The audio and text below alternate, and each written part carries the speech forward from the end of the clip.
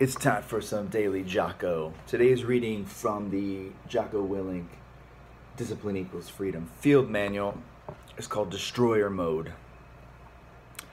Where does the switch come from? The overdrive, the berserker mode, the full-on destroyer that will not stop.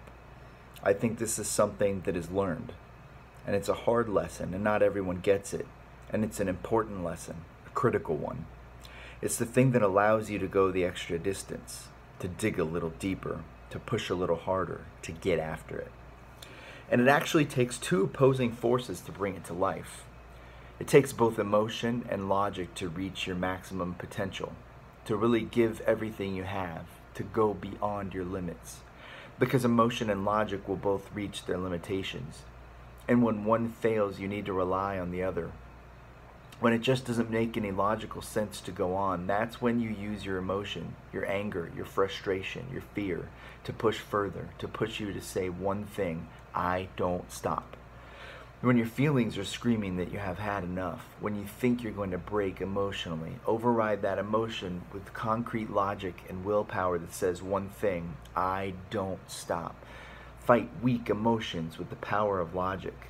Fight the weakness of logic with the power of emotion.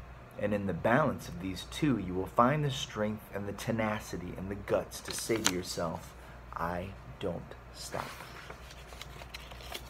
So do you guys have any experience doing something like that?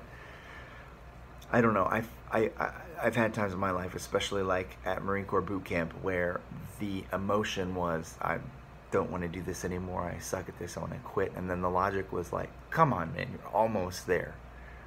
You don't quit now. And that logic took over the emotion that wanted to quit, and I kept going. And then I think there were other times when the logic was the thing that was keeping me down, and the emotion is what drove me.